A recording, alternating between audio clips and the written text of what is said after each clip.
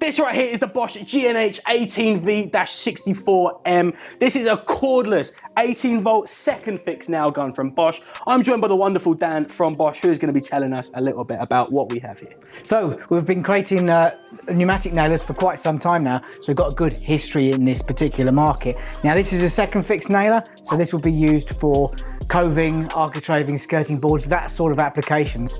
The beauty of this machine is here, we've got multi-function. So we've got the bump fire and we've also got a single fire mode as well. And is this what is controlled with a display at the bottom? Yes, one simple one button display there at the bottom.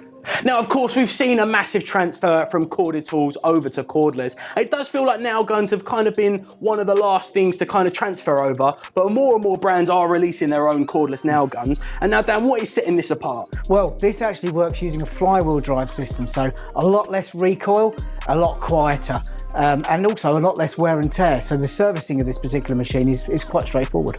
So this particular model takes a maximum length of 64mm nails, 1.6mm diameter or 16 gauge, 20 degrees canted back, so these are widely available in the market.